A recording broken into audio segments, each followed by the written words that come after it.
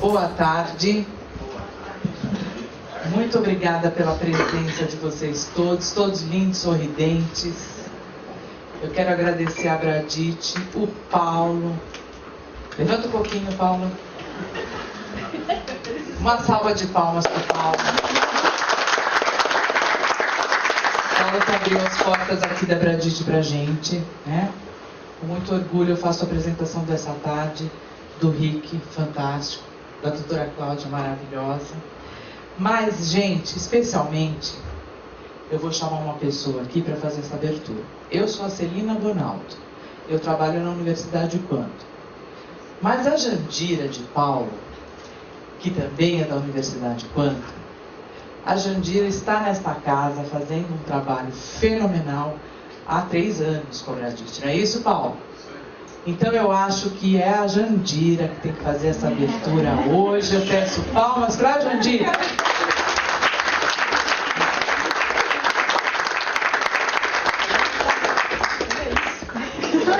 Ela é a Jandira, que é a Jande de Paulo. Não é chique? O título é mais bonito ainda, né? Boa tarde. Eu acho que assim, as palavras da Celina, eu acho que dizem muito. A gente está na nossa 15ª aula magna, e eu acho que não poderia ser, pelo tema, um lugar melhor para isso. Através desse contato com esse cliente fantástico que é a Bradite, as concessionárias Toyota, a gente descobriu, eu particularmente, né, e acho que todos que trabalharam nesse projeto aqui, uma realidade muito interessante. Essa questão da qualidade, ela realmente acontece, ela é efetiva, ela é contabilizada. E tudo aquilo que a gente vê e pensa, puxa, são coisas mensuráveis, não são. E aqui tudo é mensurado, tudo é possível, né, Paulo? E a gente aprende sempre muito. Então, estar aqui nesse espaço, fazendo essa aula magna, eu acho que o tema tem tudo a ver, casa muito, né, Celina, quando a gente pensou nesse espaço, que é um espaço assim tão conhecido. A gente já trabalhou tanto aqui, demos tantos cursos aqui da Quanto.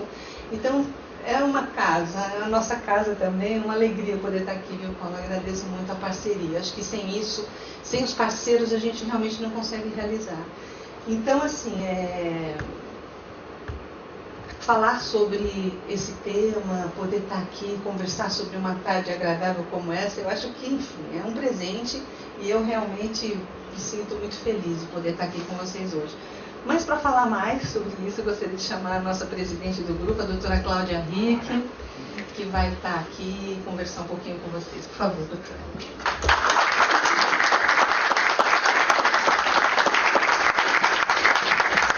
Boa tarde, sejam super bem-vindos à 15ª aula magna. Quero cumprimentar Rick Kovalik, Paulo César, da Bradite, fugiu? Tá aqui. E todos os parceiros, amigos da Toyota, todos os revendedores Toyota, não fazem nada sem o método Quanto, com um trabalho predestinado, predeterminado, sério, estudioso do que dá certo, do que dá errado, e isso é muito bacana que a gente possa fazer, sem mais muito confesso do que vocês merecem, porque é feito com critério. E para falar de critério e liderança, eu quero cumprimentar também os CEOs da casa, Celina Bonaldo, que esteve aqui, da Universidade Quantum, mencionar a presença do Dr. Alexandre, Quintanilha Coelho de Paula, do Gui Moani, são dirigentes, Márcia Florim, toda a equipe Quantum aqui, os gestores, essa gente, vocês, amigos, até amigos surpreendentes me apareceram aqui, mestres, né? E gente que vai fazer conosco esse dia. Eu queria dar uma palavrinha para receber o Rick, que eu já estou muito impressionada com ele. Eu sou uma pessoa que se comove um pouco quando a gente está fazendo coisas importantes. E no momento do Brasil, em que nós estamos operando mudanças de consciência tão significativas, né? Quantos anos? Hoje eu escrevi,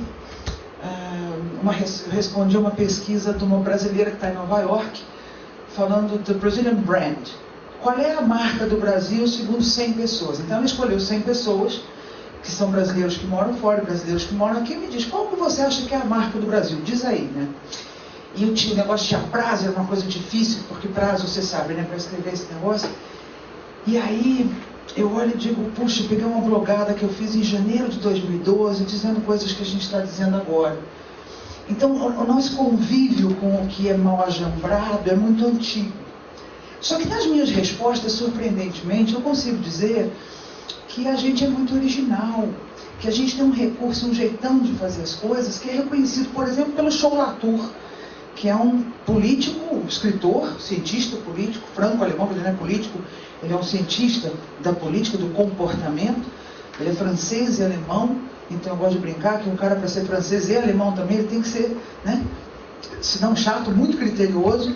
E esse cara visitou todos os países do mundo. O último foi o Timor-Leste, em 2009.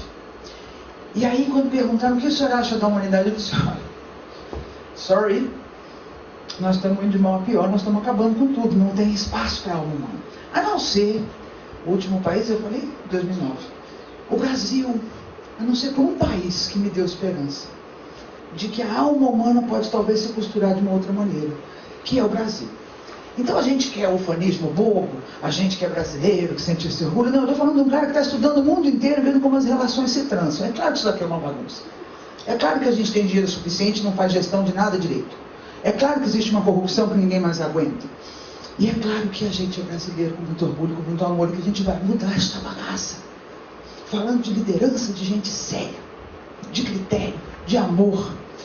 E ouvir o Rick Kovarik com a alma foi mais difícil do que ouvir as palavras, né? Porque tem virtudes que são muito individuais, da boca para dentro, quando a gente põe a cabeça no travesseiro, né?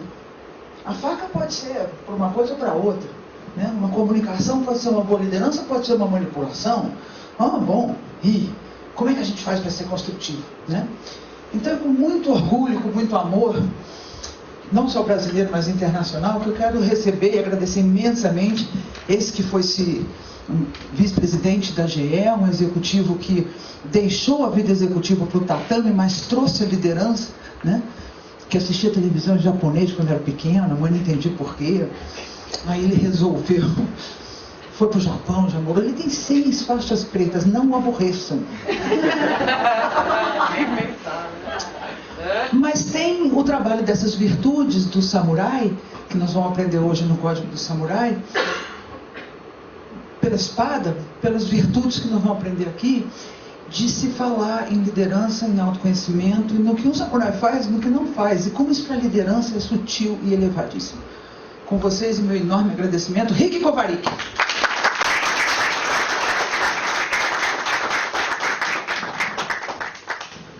Boa tarde, obrigado. Essa introdução aí, né, deixa qualquer um meio envergonhado. Mas eu queria agradecer também a Bradit, à Universidade Quantum, né, e a todos vocês por a oportunidade de estar aqui e poder conversar um pouquinho sobre a minha experiência de vida.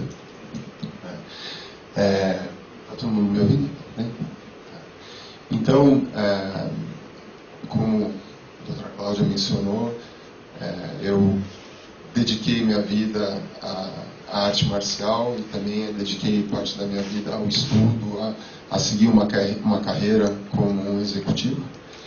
E chegou um certo ponto na minha vida que eu tive que pôr as coisas na balança e decidir o que eu queria para mim mesmo e qual o rumo que minha vida ia tornar em cima do conhecimento que eu tinha adquirido até aquele ponto. E então, é um pouco sobre isso que eu vou falar hoje. É um pouco sobre as influências externas que eu tive, que não foram sociais, não só sociais, né, mas que eu procurei, ou que foram talvez um pouquinho, de repente, mais da procura de alma, né, das razões do porquê que eu estava aqui, ou o que eu queria para a minha vida, que me levaram até o Japão. O sentido que tudo isso deu para mim e para a minha vida, para continuar seguindo esse caminho.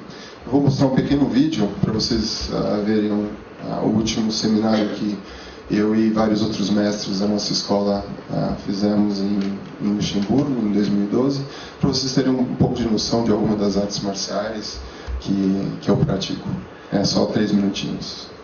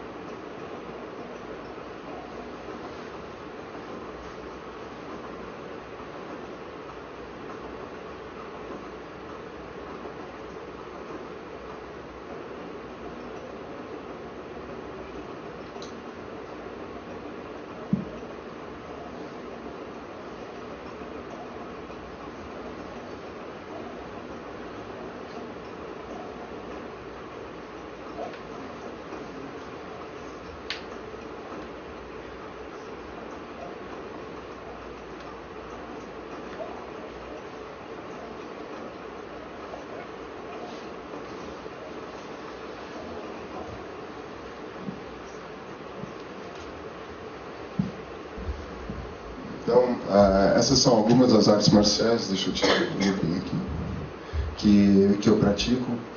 Como a doutora Cláudia mencionou, são 6 faixas pretas que eu já recebi através da minha dedicação dentro das artes marciais.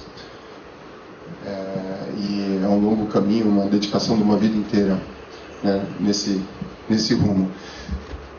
Nosso curso era para dia 14 de maio, né, nossa apresentação de aula magna, mas devido eu estava em Luxemburgo na época, não consegui voltar a tempo, a gente teve que remarcar para essa data.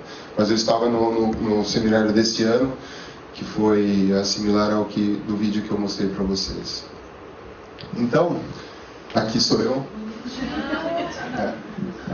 começando a minha carreira como praticante da arte marcial, né? São mais de 40 anos de experiência dentro das artes marciais. Quando criança eu comecei no judô, fiz judô e karatê, né? Adulto, eu já atingi agora essas 6 faixas pretas dentro do jiu-jitsu, o aikido e aido, que é a espada, aquela arte da espada que vocês estavam vendo, o jukenpo, que é um karatê, um estilo de karatê, o Jodo, que é o bastão que vocês viram, o Kendo, que também é a espada, e fiz judô até a faixa marrom. Então, essa, mais ou menos, quando eu era criança, eu comecei no judô e eu treinava com um sensei japonês chamado Sensei Ono e o irmão dele. Já eram velhinhos na época, mas eles sempre sentavam, conversavam, batiam um papo com a gente, falavam sobre os samurais, né, para as crianças ali. A gente ficava impressionado com as histórias.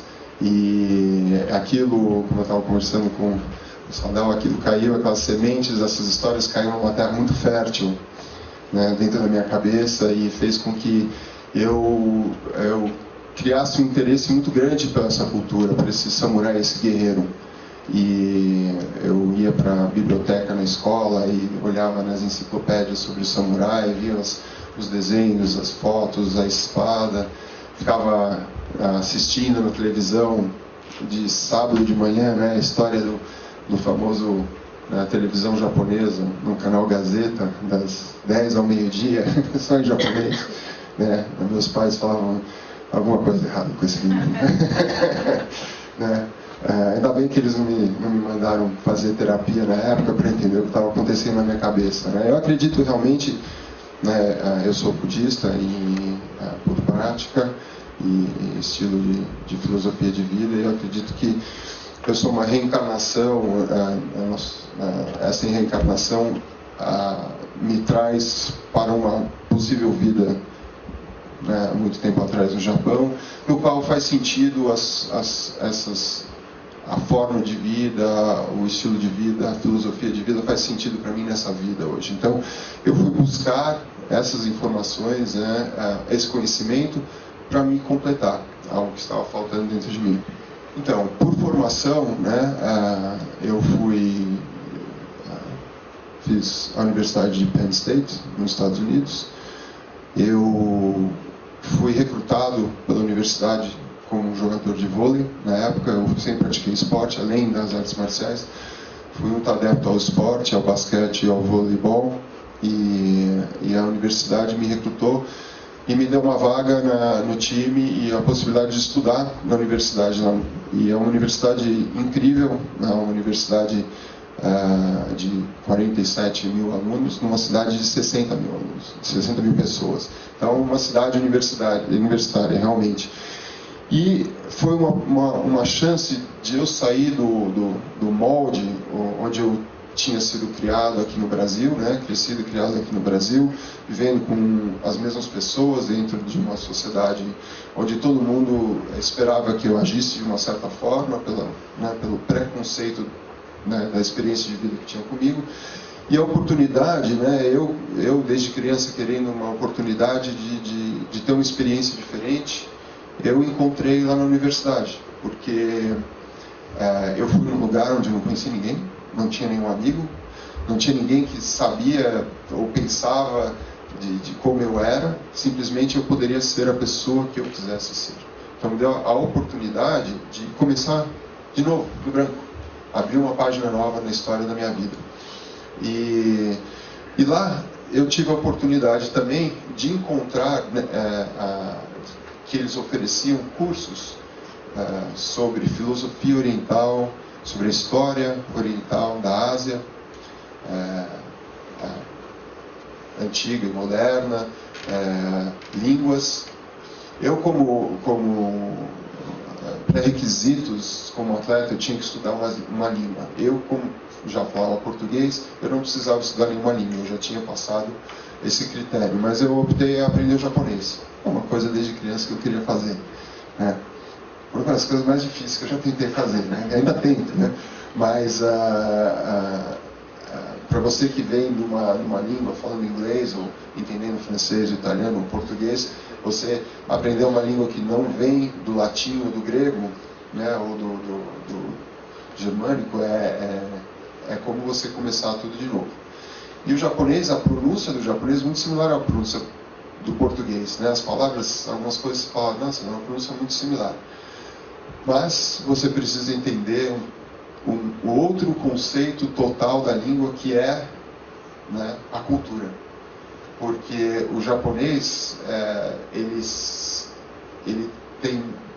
passa muita informação através da sua linguagem, né? Não só corporal, mas sim verbal.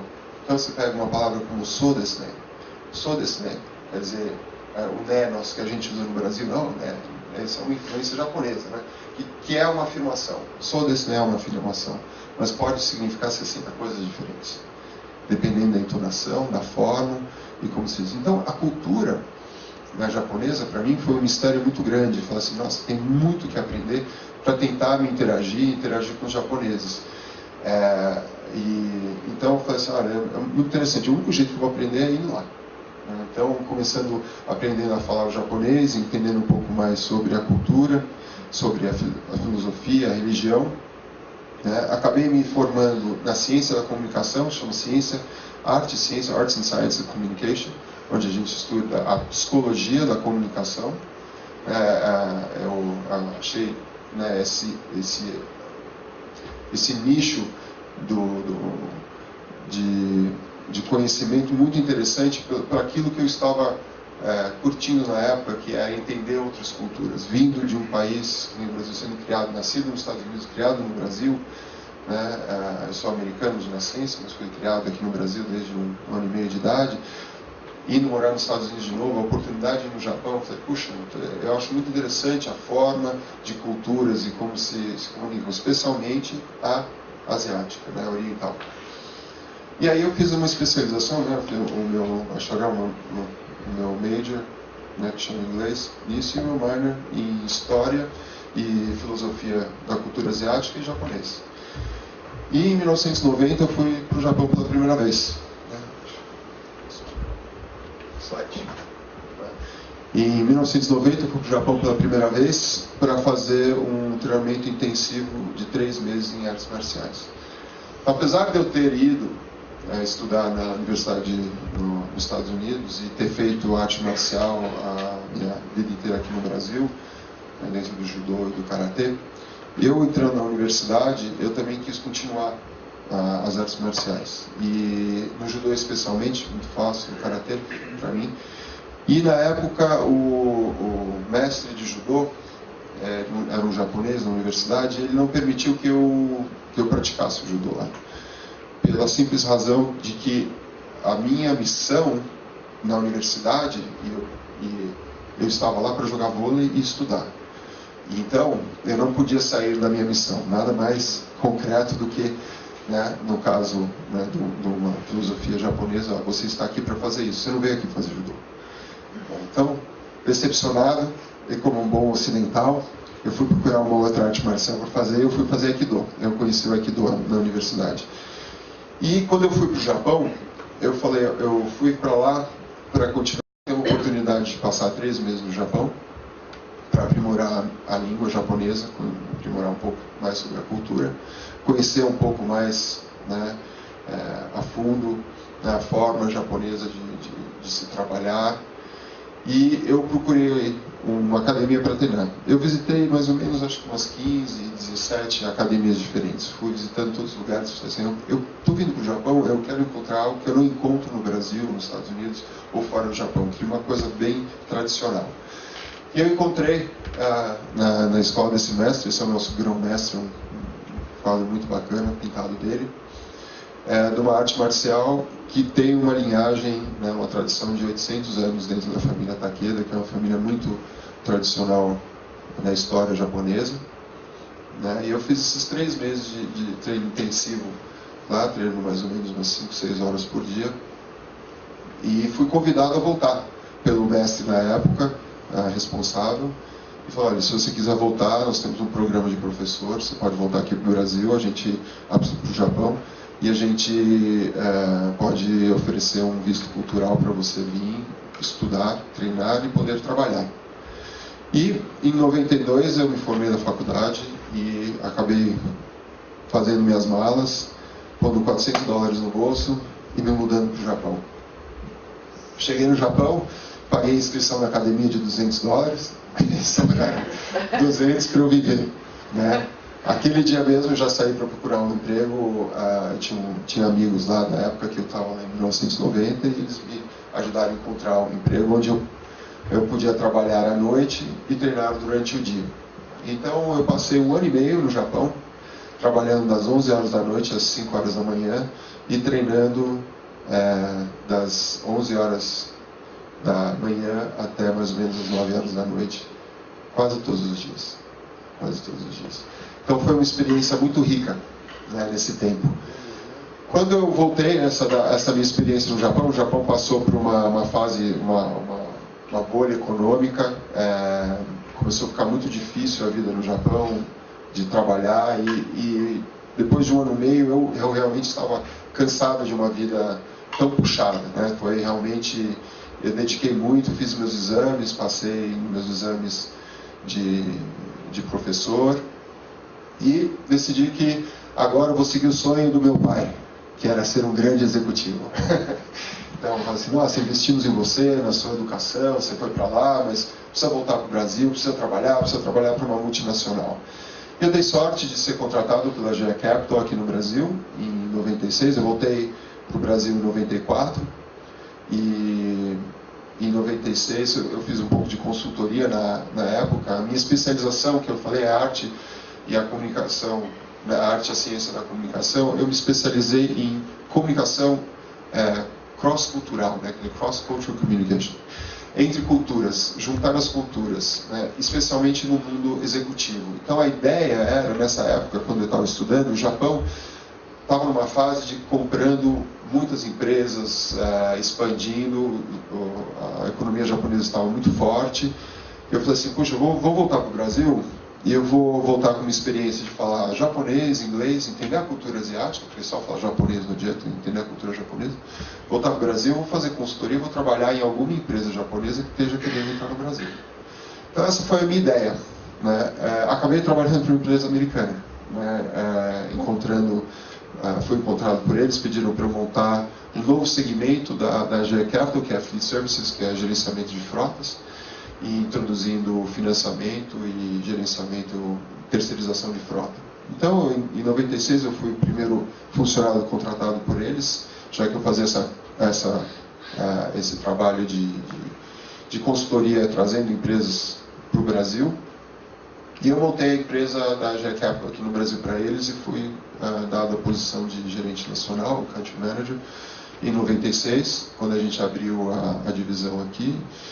E trabalhando com eles, a empresa foi crescendo organicamente, né? E a gente também, através de algumas tentativas de compras da Localiza e outras empresas, a gente tentou entrar no mercado, abrir o nosso leque de operação. E em 98 fui promovido como diretor de vendas e o nosso presidente saiu no ano 2000, e aí eu fui promovido para vice-presidente da nossa divisão na área comercial, né, o que a gente chama de front office. né, e eu trabalhei com eles até 2002.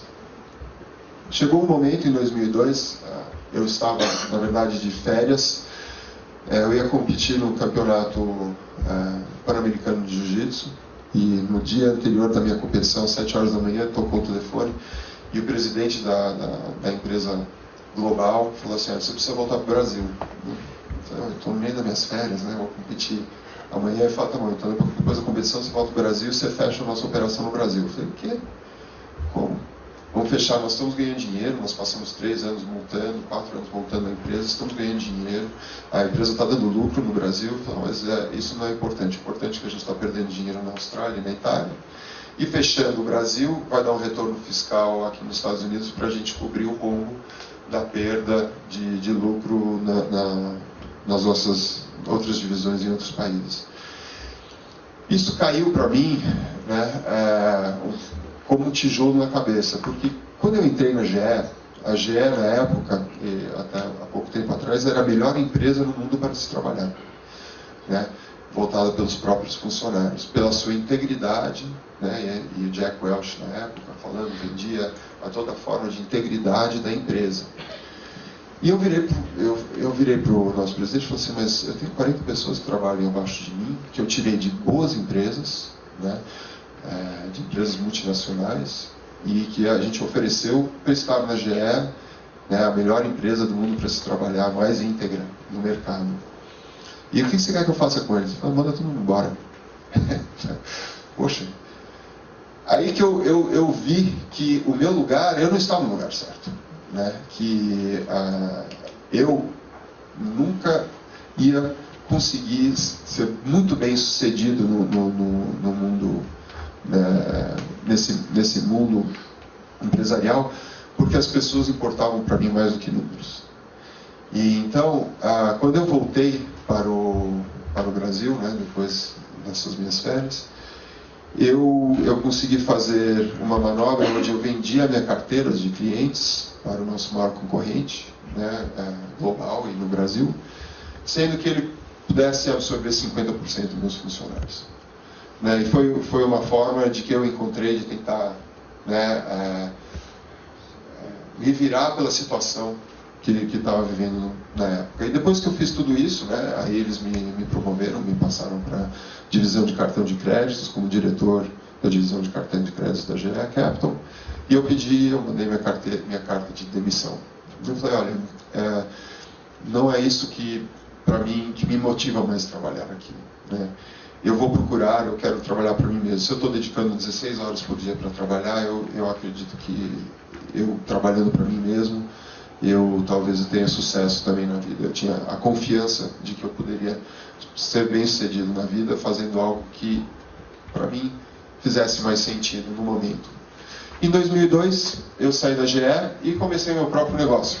Eu sempre gostei da área da saúde, da área do exercício, da área da ciência do exercício, e encontrei uma empresa chamada Powerplate, não sei se vocês já ouviram falar, mas é um equipamento de ginástica, que queria entrar no Brasil. Então, eu me associei com os representantes na época e eu comecei em 2002 o meu próprio negócio, trazendo a Powerplate para o Brasil. Na época também, na GE, eu sempre dei aula. Uma vez que eu voltei para o Brasil, em 94, eu comecei a dar aula e eu nunca parei. Até hoje estamos aí 20 anos dando aula, no mínimo 4 a 5 dias por semana.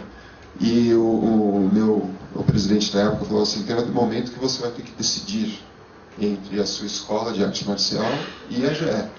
Eu falei: bom, quando chegar esse momento, aí eu vou fazer a decisão. Então, esse momento de sair e começar o meu próprio negócio teve muito a ver também com a possibilidade de não ter interferência dentro da possibilidade de eu ensinar a arte marcial, que tanto fazia sentido na minha vida. Então eu falei: abrindo meu próprio negócio, eu vou ter esse tempo, essa flexibilidade. E foi isso que nós fizemos, né? Um equipamento que trabalha na área de ginástica e fisioterapia, em 2004. Só que, né, a gente sempre tem que ter uma visão do mercado, entender o seu produto, né? Eu tinha um produto muito bom em 2002, e que era realmente revolucionário na forma de treinamento, uma forma de você treinar sem se machucar, sem criar lesões, né, no corpo, uma forma de fisioterapia. Só que era um equipamento que estava um pouco antes da hora no mercado. O mercado não estava pronto para esse tipo de equipamento. Em 2 anos eu fali, eu quebrei, né, porque eu tentei introduzir algo que não estava pronto para ser introduzido no Brasil. E foi só em 2006 que a PowerPlate realmente decolou, né, depois que a Madonna conseguiu se recuperar de uma lesão, de uma fratura numa bacia, com o equipamento e ser uma das promotoras do equipamento, e realmente levantou o voo. Então eu tive que reformular de novo, após 2 anos, o que eu ia fazer.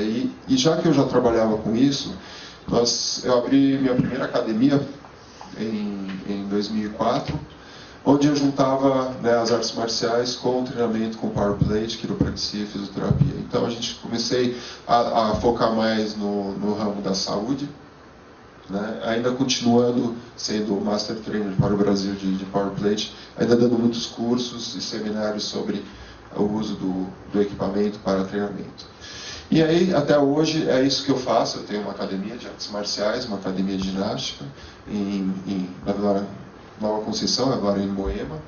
E aí é onde eu passo meus dias, né, treinando e ensinando os meus alunos a caminhar um outro estilo de vida. Isso é uma foto minha num seminário na Bélgica, em 2012, mostrando uma técnica de Aikido, de Jo, bastão. E aí o que aconteceu? Eu acho que, né, o Brasil, né, como a doutora Cláudia estava comentando, o Brasil é um lugar diferente dos outros, né? O povo brasileiro, ele é um povo caloroso, né? Todo mundo fala do calor do povo brasileiro, mas se nós formos ver, os brasileiros, né, também eles são muito adaptáveis, eles são muito engenhosos, muito criativos, muito inteligentes, né, dando a oportunidade. Tanto é que a gente vê que em Cannes, quantos troféus nós não voltamos, as maiores empresas do mundo têm brasileiros em sua direção, você tem grandes cientistas brasileiros, grandes invenções, né, vindo do Brasil. O Brasil realmente é um estábulo para muito talento, né? E o que está acontecendo, né, existe, lógico, uma grande diferença na casta social brasileira, nas classes sociais brasileiras, da própria educação. E o problema, o que está acontecendo? O brasileiro está acordando. Não é isso que a gente está vendo, tudo na internet? O gigante acordou. Realmente é um gigante, né? Nós somos um povo gigante. Como os americanos foram considerados, né, acordaram depois, durante a Segunda Guerra Mundial, os japoneses acordaram, o gigante americano, né, que começou a se mexer. Nós estamos em uma outra guerra agora, né? Uma guerra diferente, uma guerra de desenvolvimento de consciência do que está acontecendo. Nós estamos tanto tempo, né, o povo brasileiro aceita tanta coisa, né, e nunca reclama. Mas chega um ponto que existe um limite. E é isso que está acontecendo.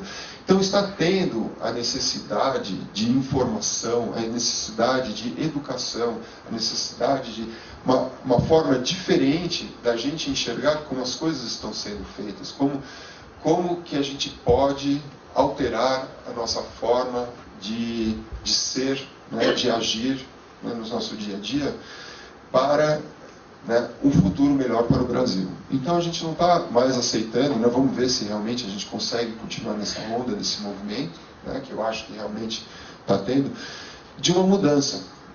Acho que todos nós estamos pensando de forma diferente nesses últimos meses, né, do que nós estávamos antes. Mas isso não é uma coisa que começou agora. Isso é uma coisa que já tem vindo há tempo, né? É como se as sementes foram plantadas e agora elas, depois de encontrarem, né, uma terra fértil e serem regadas, agora elas estão brotando, né? Então eu acredito que essa necessidade, né, de uma nova forma de se ver as coisas está brotando. E na verdade é uma nova velha forma de se ver, porque se você for estudar os clássicos da filosofia, tudo isso já foi escrito antes. A gente não está inventando nada, né? O que a gente fez, a gente esqueceu muita coisa, agora a gente está relembrando. E eu acho que isso também deu a origem, de repente, do interesse da mídia para aquilo que eu faço, né? Que é... Eu sou um educador, né? Eu sou um educador, a ferramenta, a forma de educação que eu optei é através das artes marciais, e a filosofia atrás do que constrói a arte marcial. E a mídia, né, começou a achar interessante contar a minha história. Como que foi, o que aconteceu, por que você que estava no topo, né, do mundo executivo decidiu largar tudo, né, e fazer uma outra coisa. Coragem que você precisa ter para fazer isso, né? Você precisa ser louco, você precisa ser corajoso, o que é que faz com que você faça essas coisas. Então, começou a aparecer alguns artigos, alguns interesses falando assim, mudança de rota, né? Um golpe de mestre, né? Tudo não tem a ver a arte marcial, né? O próximo. Né? Um samurai de verdade não tem a ver com a arte marcial, tem a ver com a essência, com a vontade de querer mudar, né? É isso que todo mundo está querendo, a gente está querendo mudar para o melhor, né? Como que a gente faz isso? Eu tive a sorte de ter o respaldo da arte marcial, o treinamento, né? Uma escola, né? Se for falar assim, não, eu estudo arte marcial há 40 anos, né? Eu tenho um mestre que me ensina há 25 anos. Às vezes na faculdade a gente tem um professor por um semestre, né? Mas todo mundo lembra daquele mestre, aquele professor, que falou, puxa, mas aquele abriu minha mente para isso ou para aquilo, né? Me pôs num rumo diferente, né? Eu tive a sorte que todos que me puseram num rumo diferente foram no mesmo rumo, a arte marcial, né? Mas eu realmente, eu comecei a achar, puxa, a minha história é interessante, e as pessoas estão sedentas para conhecer, né, uma forma diferente de se ver o que elas são, o que elas podem ser, né? Então,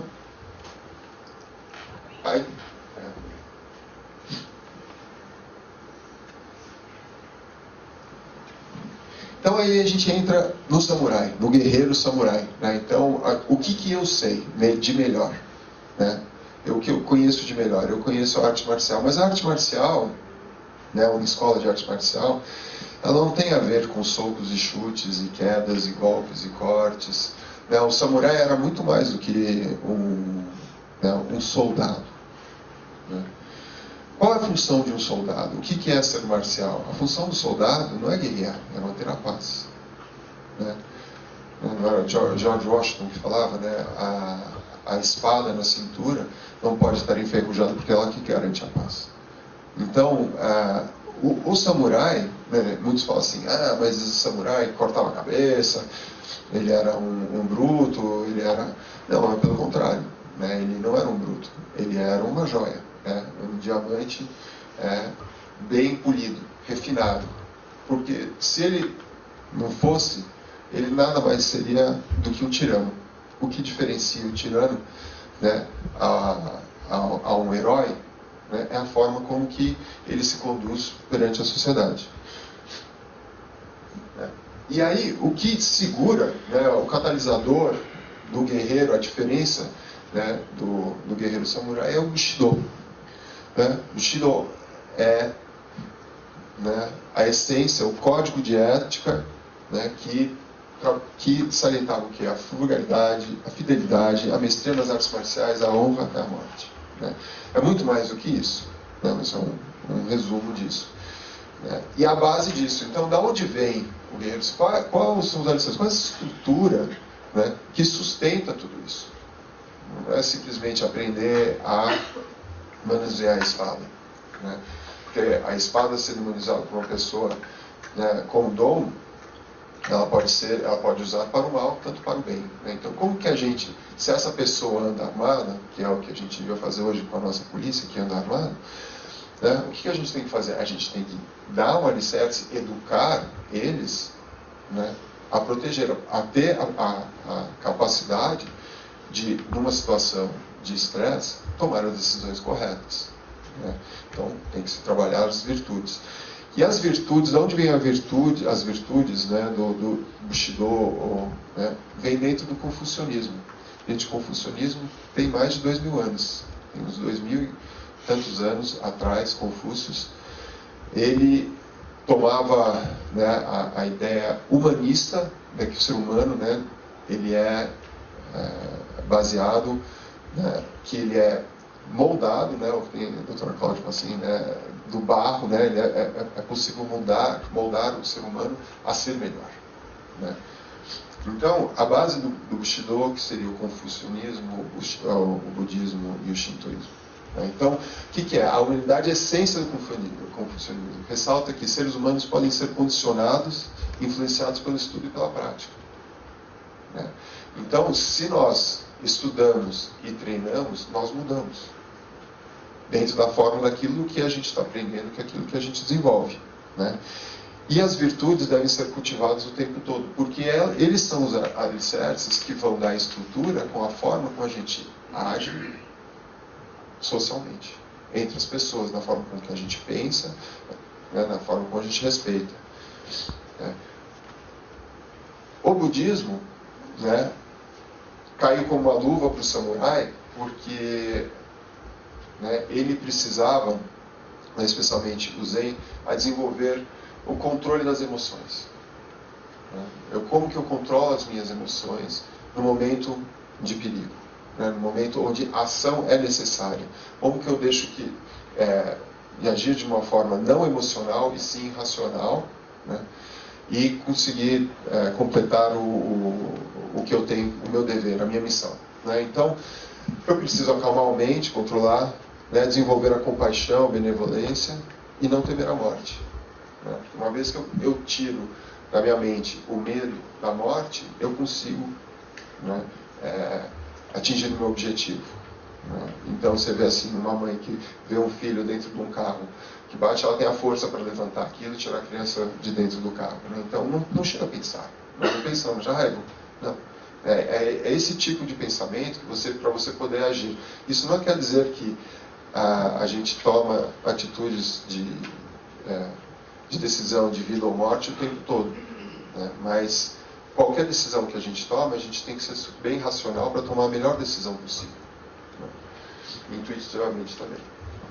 E o shintoísmo, né, que é o controle, é o caminho das entidades espíritas, né, que traz um lado espiritual dentro do samurai, que é a prática da pureza do corpo e do espírito, é a necessidade de você ser purificado o tempo todo. Então, para purificar, a gente tem que refletir. A gente tem que se limpar, tem que entender o que é certo e o que é errado, não agir de forma incorreta. Né?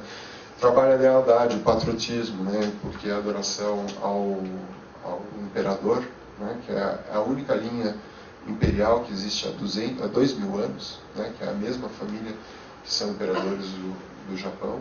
Então existe um patriotismo muito grande, né?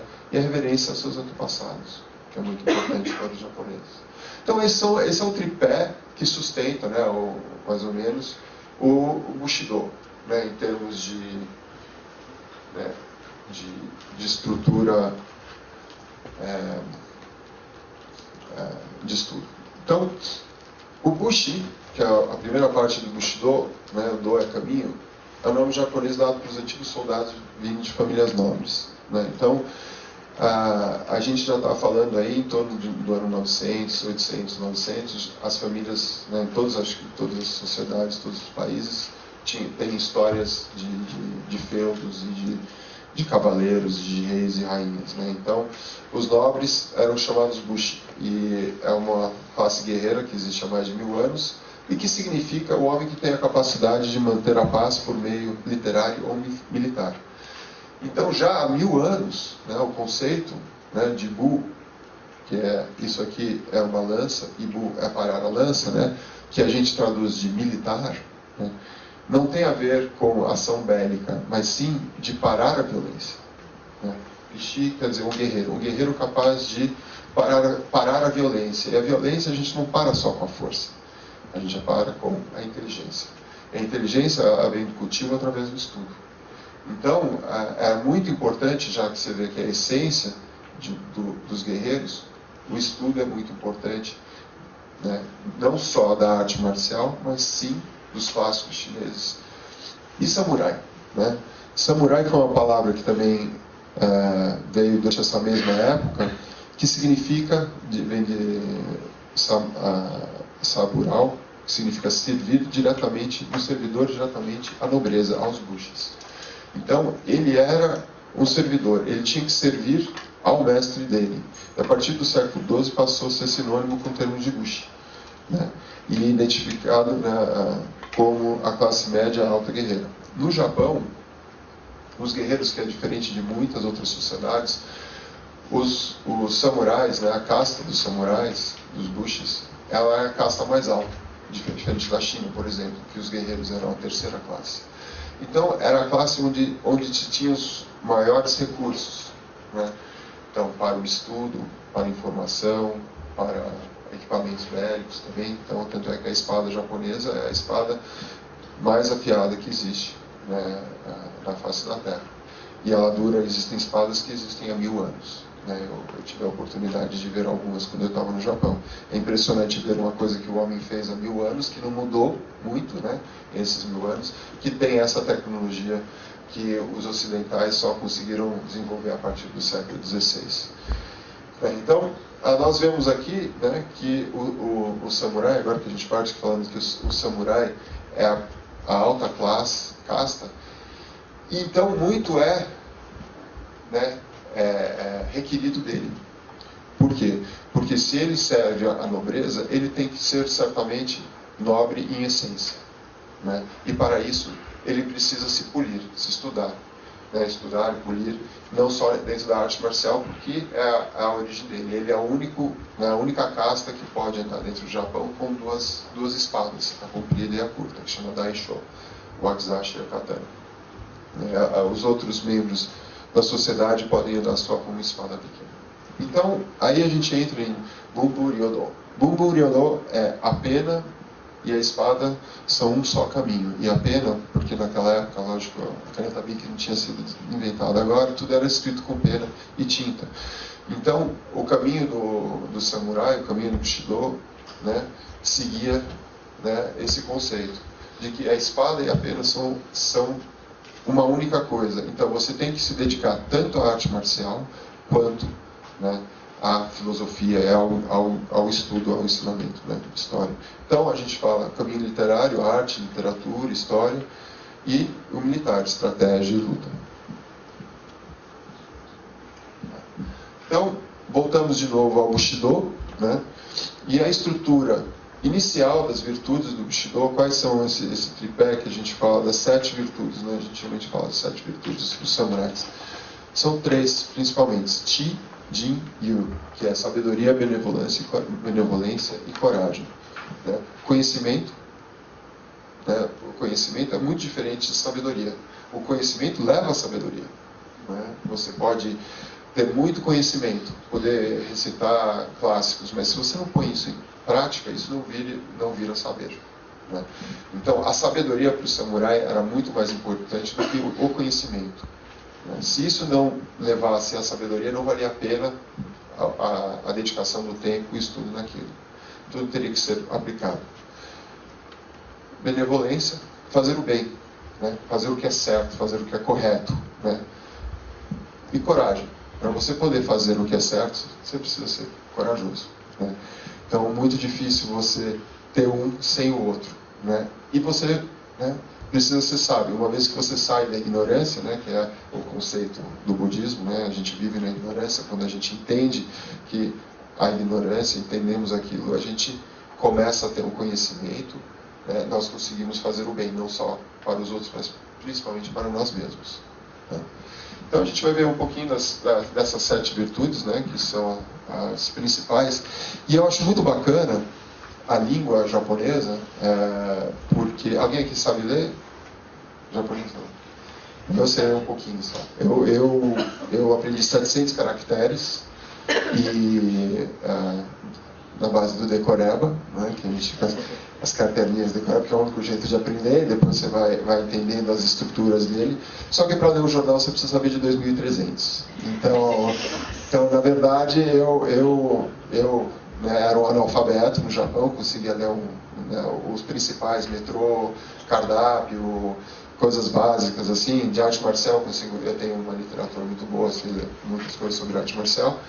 Mas no dia a dia, né, ler um jornal no Japão, vou te falar que assim, se eu lesse, eu entendia 10, 20% no máximo. E com muita dificuldade né, e sempre ficando com dor de cabeça depois de um certo tempo. Mas eu acho muito interessante quando a gente pega o kanji, que é a escrita chinesa, né, a parte do Japão tem 3 tipos de escrita, a chinesa e 2 japonesas. O kanji, né, e a gente vai começa a entender melhor, é muito mais fácil ser chinês ou japonês, que você vê o significado das palavras, elas estão desenhadas, né? Então, como eu te mostrei no Bushido, né, a lança e o símbolo de parar, né, tudo está escrito ali. Então, o real significado da palavra existe lá. Muito foi se perdido nos anos, né, porque essa escrita tem mais de 2.000 anos, ela vai se transformando no tempo, mas alguma coisa essencial no significado da palavra ela se encontra. Quando ele fala de gi, né, que é ser justo, agir de forma correta e reta, ter retidão, cultivar a razão, ser de um caráter íntegro e agir sem hesitar. Primeiro requisito, né, de você ser um samurai. Né? A gente pega a palavra e a gente vê compreensão em cima e conflito embaixo. Né? Então, na hora que a gente vê a palavra aqui, a gente fala assim, a virtude é você entender o conflito e assim poder agir dentro disso, né? Sem hesitar, ser íntegro. Porque se eu saio e enxergo aquilo pelo que ela é, né, eu tenho a capacidade, né, de ter razão e não me envolver emocionalmente. Né?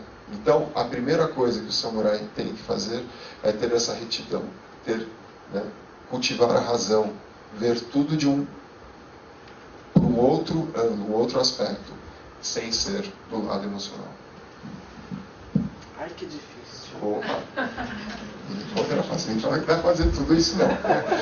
Então, segunda virtude, né? A gente fala assim, a coragem. Né?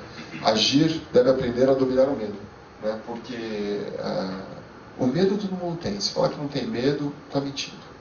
Agora, você lidar com o medo, saber lidar com o medo, né, é diferente. Deixar o medo te afetar, né, é uma outra coisa. Então, você tem que primeiro aprender a dominar o medo. Né? Não existe ninguém que não tenha medo ou não tenha receio. Mas como você está preparado para agir, é o que te diferencia dos outros. Ter a bravura, né? Ser heróico, ignorar a dor, suportar o ardor e se superar. O tempo todo se superando. A espada, ela é forjada né, num calor de 400 graus. Né? Isso, você suportar, né, o que a gente fala, né, suportar o ardor, né, é o ardor físico. Levar o físico além, onde que a única coisa que sustenta ele é o seu lado mental, a sua vontade, o seu espírito. Né? Porque o corpo sempre pode mais do que ele vai. É a mente que impede. Né? É a vontade que limita. Então, a forma dessa cultura milenar de entender que para você conseguir, né, ser virtuoso, você precisa ser bravo, ser um herói para você mesmo, para conseguir suportar o ardor, a dificuldade, superar essa dificuldade e assim, né, ter uma coragem superior, ter uma habilidade de decidir e definir, né, com, né, a primeira virtude, né, de poder olhar e falar, eu sou capaz de fazer isso. Então, a bravura. O que é? Essa força, isso aqui chama Riki, né? O símbolo de Riki. E coragem. É a coragem sustentada pela força. Não adianta nada eu ter coragem, eu tenho coragem de fazer isso, mas eu não tenho a força para executar. Eu faço isso, mas eu não quero. Né? Eu estou me enganando. A coragem ela precisa ser sustentada por essa força, ela precisa ser empurrada. Né? Precisa ter lenha queimando, fazendo fogo, para que você possa fazer isso. E isso é a força que vem. Né? Então, a terceira virtude, né, que é uma das mais importantes, né, que é ter a capacidade de demonstrar compaixão e benevolência. Né? E qual o significado aqui? Né? Como que a gente lê? Isso é rito, né? Quer dizer pessoa. Isso é dois. Né? O símbolo para a virtude Jin são duas pessoas, sem diferença, né? Estando completamente iguais. A benevolência, a compaixão, é quando eu consigo ver o próximo, né? Não de uma forma superior nem de uma forma inferior, mas de uma forma igual. Né? E se eu me igualo ao outro, eu sou humilde o suficiente de saber as minhas limitações e as minhas capacidades. Né? Então, com isso, sustento a minha coragem, né? A minha capacidade de poder ajudar o próximo. Essa necessidade.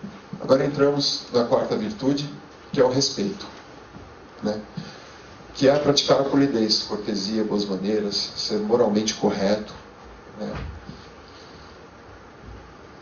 O meu mestre sempre fala, nós temos um cumprimento, né? Quem já fez arte marcial, especialmente japonesa, o mestre sempre fala antes do aluno, ele fala rei, né? Rei quer dizer cumprimento. Né? Isso é um cumprimento de respeito. A aula começa com o cumprimento, com o rei, e termina com o rei. Né? Quando você cumprimenta o próximo, né, na forma japonesa, né, de se cumprimentar, você abaixa a cabeça e você entrega a sua cabeça para ser cortada. Isso demonstra a sua humildade perante ao outro.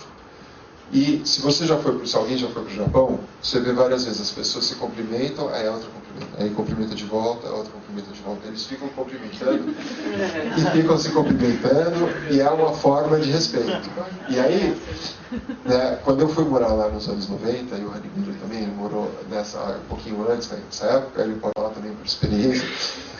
Quando você fosse cumprimentar um japonês dando a mão, né, nessa época que ainda não tinha muita interferência cultural, né, muita experiência cultural entre os países, o japonês aperta a mão e ele não solta a mão.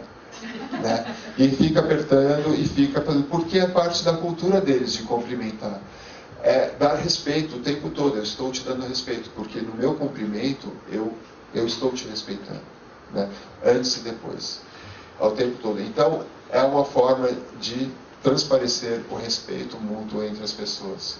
Então, tudo isso, né, ele é forjado dentro de uma sociedade. A gente está falando que as pessoas viviam dessa forma. Né? Era essencial, não tinha outra opção. Vocês precisam... É isso que você aprende, isso que é esperado de você no seu dia a dia. É diferente de nós. Né? Onde estão as nossas estruturas? Onde estão onde que a gente aprende o que a gente está aprendendo para viver da forma que a gente vive? Não, os japoneses foram programados. Né? Programação, é uma programação isso. Né? É o que o confucionismo diz. A gente pode moldar. Para isso a gente precisa, né? A gente precisa hoje falar o que a gente fala de programar as pessoas para esse tipo de conhecimento, para esse tipo de ação.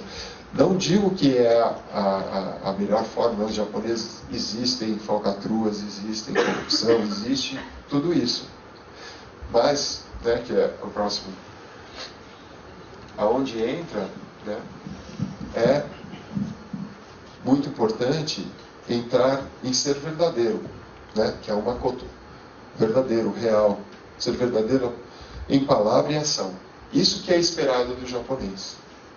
Por isso que, né, o japonês às vezes demora para te responder alguma coisa, né, porque ele não vai falar da boca para lá para você. Né? Ele vai medir o que ele vai falar, porque ele sabe o que ele fala tem consequências, né? Então, as consequências podem voltar a ele. Isso pode ferir uma outra virtude, que é a honra, né? Que é muito importante. Agora, você vê que uma não consegue ser sustentada sem a outra, né? Então, eu preciso ser sincero, verdadeiro, real, né? E qual a definição disso? Que é a palavra, né? Go, a palavra, que é realizada. Né? Aquilo que eu falo se torna. E isso é muito importante. Então, o que eu falo, eu vou cumprir. E eu tenho que cumprir. Né?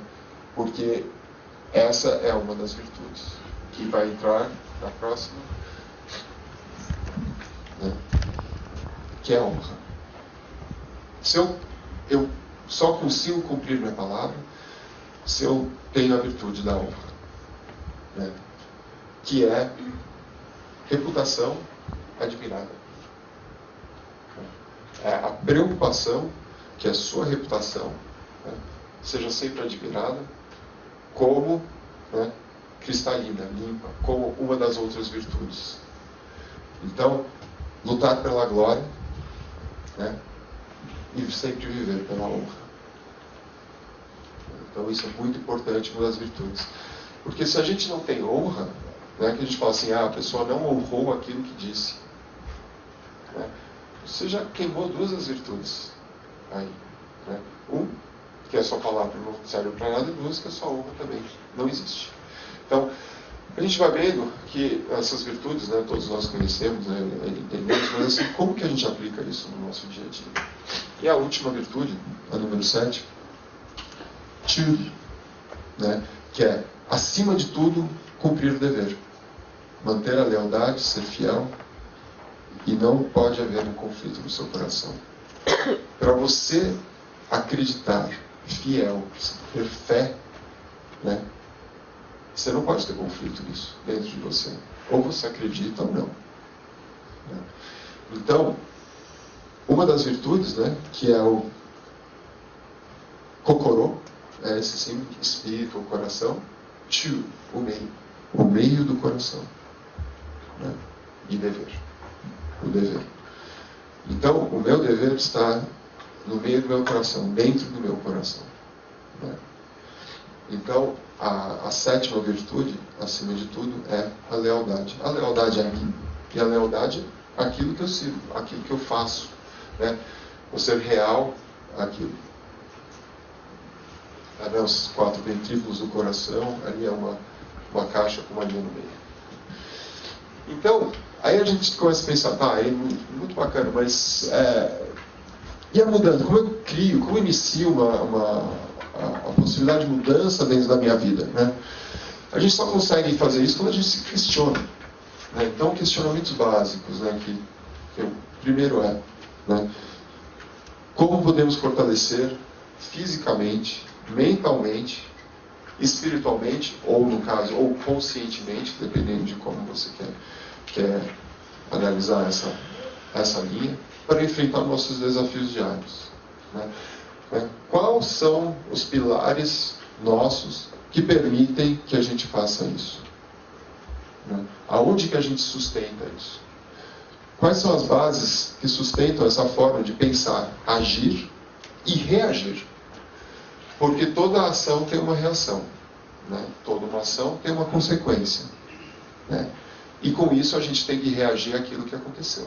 Então, né, pensamos, agimos e reagimos àquilo que nós criamos, né? Essas realidades que a gente cria através do nosso pensamento, das nossas ações e do nosso dia a dia. Se a gente não tem uma estrutura atrás disso, né, não necessariamente, né, virtuosamente, a gente vai fazer o que é certo, né, o que é o bem, o que é o melhor para nós. Então, temos que perguntar, fazer essas perguntas, né? Como ser sábio em nossas ações, consciente em suas consequências, né? Como eu estava falando antes, toda ação tem uma consequência, né? Quer seja boa ou ruim, né? No caso na estrutura do samurai, a decisão dele, a função dele, o que ele tem que fazer para tomar essas decisões, tudo é pensado 2, 3, 4 vezes antes, né, do que é feito. Você vê a diferença. Nós estamos aqui na Toyota. Para fazer um lançamento de um carro novo, os japoneses demoram 2 a 3 vezes mais do que italianos. A Fiat pega, daqui a 2 anos mudou o carro inteiro e lança no mercado, né? As montadoras japonesas não. Por quê? Eles vão estudar cada efeito que aquela mudança vai fazer ao longo do tempo. Então, eles estão preocupados com o quê? Com a qualidade do produto, né? Não necessariamente a beleza estética daquele produto. Então, essa é a grande diferença. A gente tem que o quê? Pensar constantemente nas consequências das nossas ações. Porque isso pode desenrolar uma mudança radical do caminho que nossa vida está tomando, né? Então, quando a gente fala, né, dessas perguntas, a força, o conhecimento, a sabedoria e a consciência, né? Então, é isso que a gente tem que desenvolver. Quando você vê a arte marcial, você vê isso. Realmente é isso que acontece com os alunos. Os alunos entram lá, eles não estão aptos a fazer aquela atividade física, aquele tipo de luta, desenvolve, né, a parte física do corpo, cria um conhecimento de como utilizar melhor o corpo. Não, me mexo aqui para sair de um golpe, eu saio aqui, levanto a espada para pôr aqui. Isso tudo é conhecimento, mas existe uma motriz, né, uma mecânica para fazer isso. Eu preciso do corpo para fazer isso. Isso se torna em sabedoria. Agora eu sei usar uma espada e eu sei cortar uma pessoa no meio. O que me impede de cortar uma pessoa no meio é a minha consciência, né? Então, tudo tem que ser trabalhado e tudo é desenvolvido em cima dessa matriz das virtudes. Porque se você não trabalha em cima dessa, você vai perder a mais essencial, que é a consciência, né? É você agir sem pensar. Então, as perguntas que a gente faz também, né, agora, né, nós não somos japoneses, não, em termos de criados e vividos no Japão feudal, né? Não temos os modelos de ensino, não aprendemos a forma que eles aprenderam os estudos deles, né? Mas a gente tem que avaliar quais são os nossos modelos, né, de liderança, porque a gente tem que pensar no nosso presente, futuro, né, e o futuro dos nossos filhos, porque as decisões que fazemos hoje vão afetar toda né, essa corrente. Quais são as nossas referências? Né? Por que agimos da forma que nós agimos? As nossas referências são o quê? São a nossa família, nossos professores, são, né, a nossa religião, né, os políticos. Então essas são as referências que a gente tem na nossa sociedade, de como fomos criados, onde vivemos, e somos, né, de novo caímos dentro daquele molde de que eu sempre agi dessa forma, eu continuo agindo dessa forma, porque eu não tenho uma outra opção, eu não tenho uma experiência de fora. Foi a minha experiência, foi exatamente isso. Eu saí daqui, me joguei lá, ninguém me conhecia, eu podia começar do zero. Ninguém podia falar, não, mas ele faz isso, ou ele age desse jeito, ou ele age daquele jeito. Não. Então eu tive sorte. Mas como que a gente faz isso numa estrutura onde todo mundo está esperando que a gente haja de uma forma que a gente sempre agiu? A gente tem que mudar. E é onde a gente procura essas bases, esse conhecimento. É criando novas referências. É procurando novas formas, né, se educando através do conhecimento, nos tornando sábios e assim mudando a nossa consciência. Aí eu montei uma pirâmide, né? Por quê? Eu acho que na base dessa pirâmide nós temos os 7 pilares: ser justo, corajoso, benevolente, polido, verdadeiro, honra e lealdade.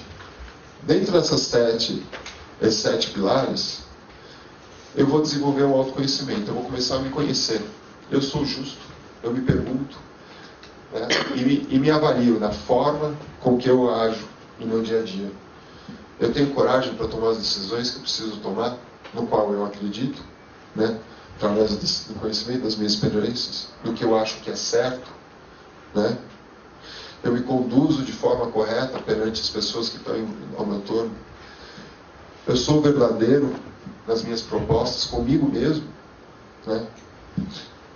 Eu sigo a minha honra, eu falo aquilo eu faço aquilo que eu falo, eu sou leal aos meus ideais.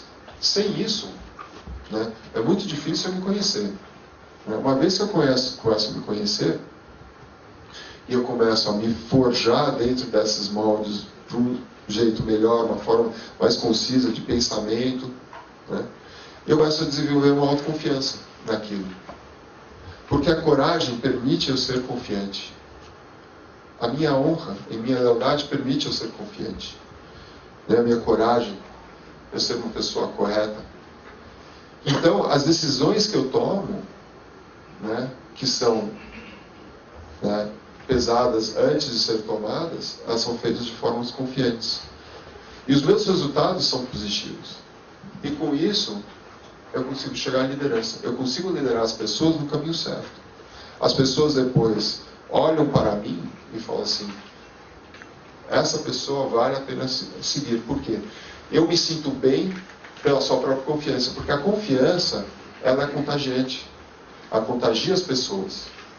Né? Porque é isso que a gente precisa. Nós precisamos um dos outros para conviver. Nós somos, né, seres que convivem um com os outros. Nós precisamos disso. E a confiança é a coisa mais importante. Eu confio em você, né? Não só a autoconfiança, mas eu confio em vocês. Né? E para isso nós conseguimos andar juntos. Né? E aí conseguimos produzir muito mais.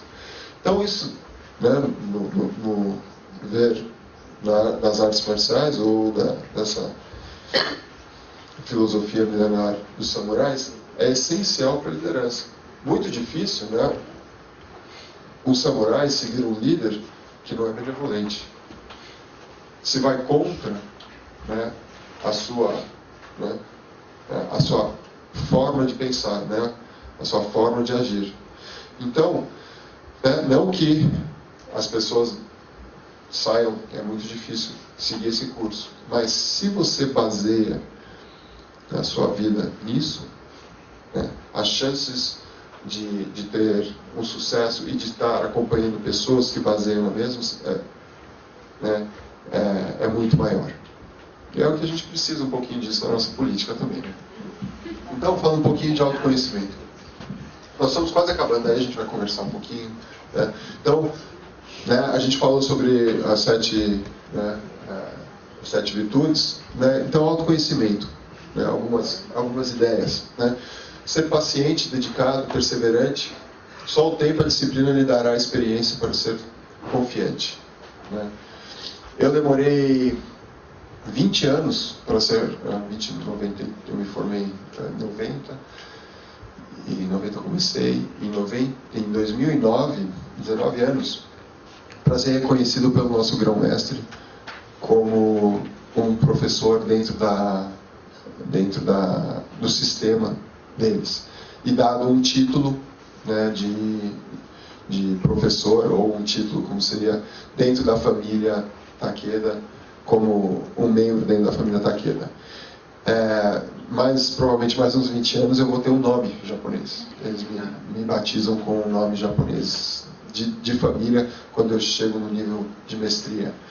E, então é todo um processo, um caminho para se tornar um membro da família samurai dos Takedas. É o nome de samurai. Né?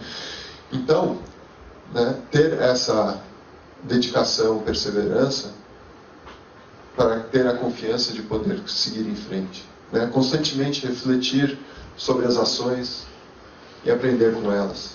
Né?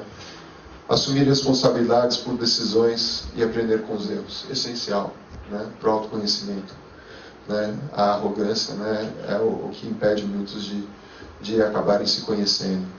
Tornar-se responsável pelos seus atos, sua carreira e sua vida. Ninguém mais do que a gente. Né? Para ser responsável pelo que nos acontece. Aumentar o nosso conhecimento e transformar esse conhecimento em sabedoria e treinar constantemente as habilidades e transformar-se em mestre. Tudo isso para desenvolver o autoconhecimento. Né? E a autoconfiança que vem através disso, né? Ser proativo, sempre procurando novas maneiras para resolver problemas, né? Manter uma mente aberta, flexível, para poder se adaptar a qualquer situação. Planejar os próximos passos, né? E ponderar sobre as consequências de suas decisões. É essencial, né? A gente não pode começar nenhuma missão, um projeto, sem saber, né, as possíveis consequências daquilo. Né? Desafiar todas as suas habilidades. Não adianta falar que não, eu atingi um nível, agora, puxa, posso sentar, né, descansar, pôr o pé para cima. Não. Né? A gente aprende com o nosso grão-mestre que tem 83 anos de idade. Continuamente se desenvolvendo e mudando e alterando e aprendendo sobre ele mesmo, né, sobre a arte marcial e sobre a vida. Criar metas reais e desafiadoras. Se a gente não se empurra, como é que a gente vai crescer? A gente só consegue fazer isso se a gente tiver autoconfiança. É muito mais aqueles que estão com medo, eles sentam e não se desafiam e não querem mudanças nenhuma. Então, a gente nunca pode estar muito confortável. A gente tem que estar sempre se empurrando.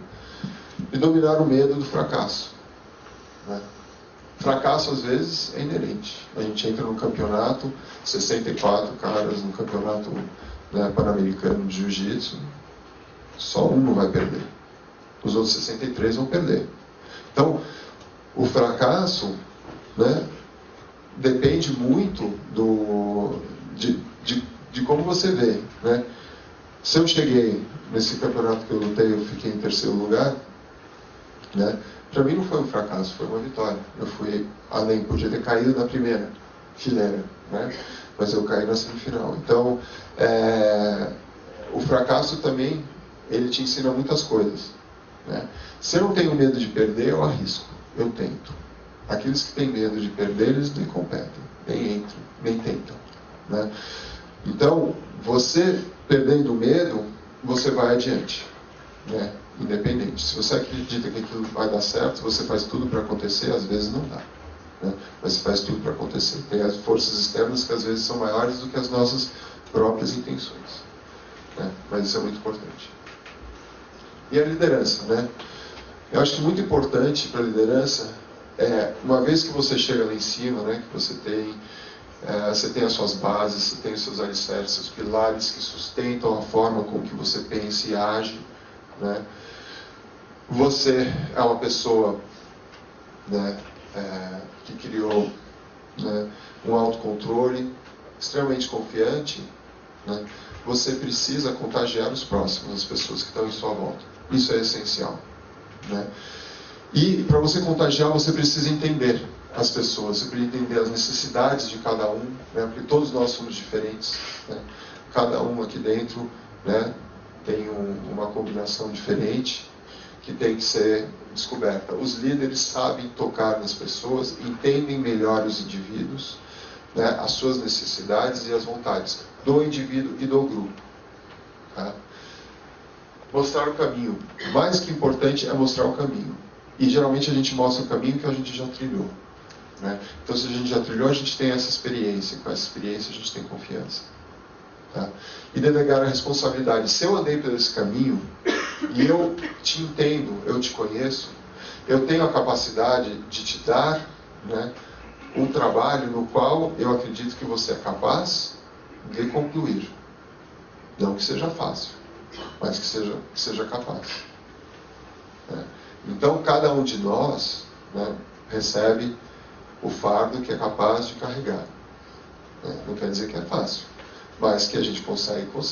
Para isso, você precisa ter, né, uma boa estrutura, suportar o ardor, ter coragem e honra, né, vontade, através de viver e liderar com as virtudes. Né? Isso é extremamente importante. Né? Então, é uma forma diferente, né, da gente ver, né, o processo de chegar. A gente pode falar, não, o líder é isso, a liderança é aquilo. Mas o que forma um líder? Como que a gente pode se mudar? Né? Um líder não necessariamente é um líder de muitas pessoas. Para formar um líder, primeiro eu preciso me formar como líder. Eu tenho que me liderar. Né? Eu tenho que ter o meu autocontrole, eu tenho que ter a minha autoconfiança. Para isso, eu tenho que liderar a mim mesmo, eu tenho que poder controlar a minha mente e o meu corpo para conseguir atingir, né, algo.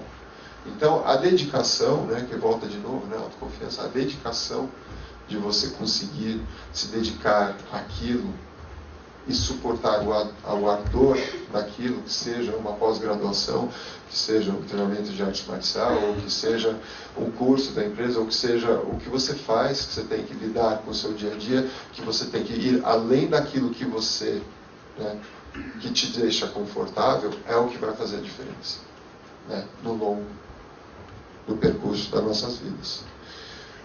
Eu acho que a arte marcial, ela impõe muito isso, né? Porque a arte marcial como esporte é uma coisa, a arte marcial como arte marcial é uma coisa totalmente diferente, né?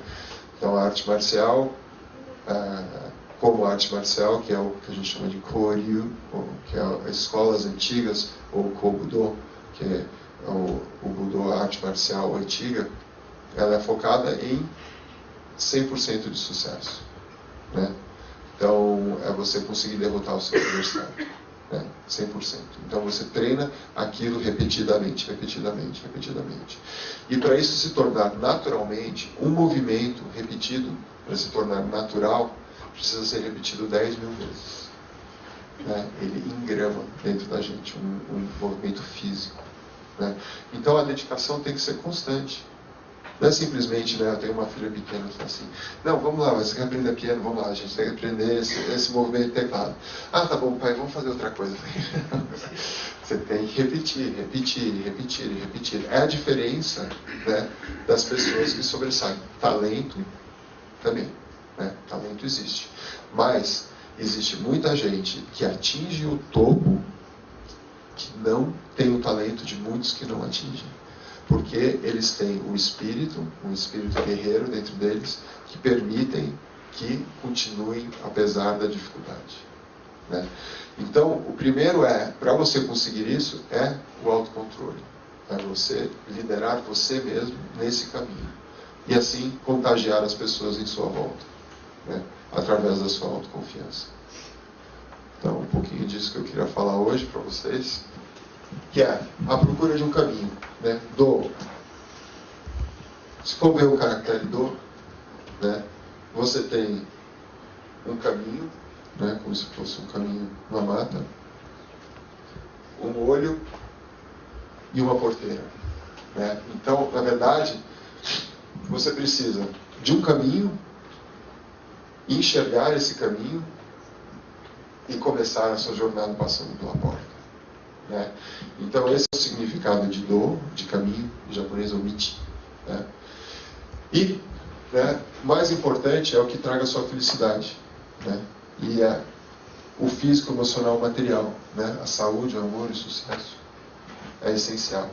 E a paz, né, que vem do lado espiritual, do lado consciente, né, que vai vir através de você seguir esse caminho. Então, para você conseguir atingir isso, você sempre tem que ser, né, de uma das virtudes, real com você mesmo, naquilo que você faz. Né?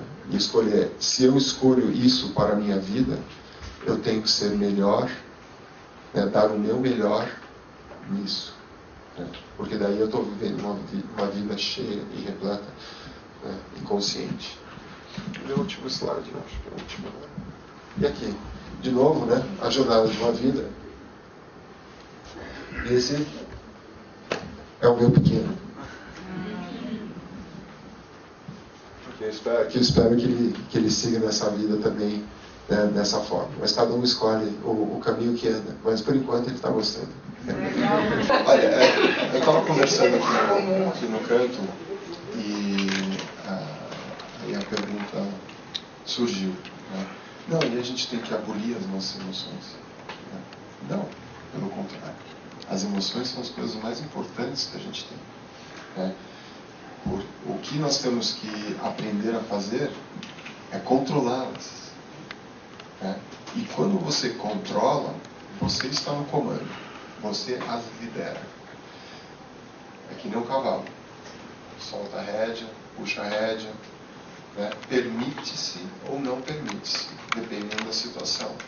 Isso é o autocontrole. Então, quando a gente está falando de um surto, né, a gente está falando de uma pessoa que perdeu o controle. Né? Algo está desprogramado. Né? Algo aconteceu que se desprogramou e está sendo incapaz de, né, seguir a sua missão de ser feliz com aquilo. Então, assim, no Código Samurai, os samurais amavam intensamente. Né? Se você estuda a literatura, né, a primeira escritora feminina foi japonesa. Escreveu, acho que no século 8 ou 9. Né? The Tale of Genji. Né? E os samurais amavam intensamente. Tanto é que o suicídio duplo, uma coisa que acontecia muito na época de paixões proibidas, né? De se amarrarem juntos e se jogarem por cima de cachoeiras, né? O suicídio, porque não podiam viver juntos. As almas estavam entrelaçadas, então tinha que continuar. Então, o autocontrole, aí eu acho que é essencial de você conseguir, né, que é uma das coisas, controlar o seu lado emocional. E todos nós passamos por situações de raiva intensa, ou angústia, ou grandes amores, ou desafetos e essas coisas. E o quanto que a gente deixa isso afetar a gente é nós mesmos. Né? Então tem uma forma, dizem que Buda disse que, né, o ódio é como se fosse segurar um carvão, né, ou em brasas na mão, né, ele só queima a gente. Quanto mais se apertar e mais segurar isso, mais você se queima. Quanto mais rápido você identifica que aquilo faz mal para você, mais rápido você solta isso. E aí, uma vez que você solta isso, você consegue descobrir caminhos diferentes para lidar com isso, porque a raiva é o que cega, né? O amor intenso cega, né? A raiva intensa cega, o ódio cega. E isso para o samurai era uma coisa que era inaceitável, porque se a minha missão, por exemplo, é proteger o meu mestre, por exemplo, eu não poderia ser afetado emocionalmente, né, para tomar uma atitude que seria uma atitude egoísta, uma atitude minha, não pelaquilo que eu tenho que fazer com a minha missão, né? Cumprir a minha missão. A minha missão, o que eu tenho que fazer é isso. Eu não vou deixar uma coisa externa afetar, então cortar essa interferência era essencial, né? Aprender a cortar a interferência. E o budismo ajuda muito isso. O budismo, né, dentro da linha de samurai, ele prega um caminho, né, do controle do sofrimento, do entendimento do sofrimento, né, que são as 4 nobres verdades. Né, de você saber que o sofrimento existe, entender o que é o sofrimento, né, saber as formas diferentes de sofrimento, né, e saber como se livrar do sofrimento. Né, então, o sofrimento é tudo aquilo que causa que a gente faz com que a gente pare de viver nossa vida intensamente ou corretamente ou alegremente, da forma que a gente quer, porque a gente fica preso e apegado a algo que não nos permite a ser feliz. Né? E a mesma coisa, né, que eles falam no Japão, ninguém quer ser o prego saltado. Por quê? Você está em casa, tem um Natal no chão, tem um prego saltado, o que você vai fazer? Você vai lá no seu armário, pega o martelo e põe no lugar. Né? Então, o prego ele pode chegar a saltar. Né? Nossos problemas eles acontecem, mas quanto antes a gente põe no lugar, mais seguro está para a gente ter essa estabilidade. Não sei se eu respondi. Tem tempo.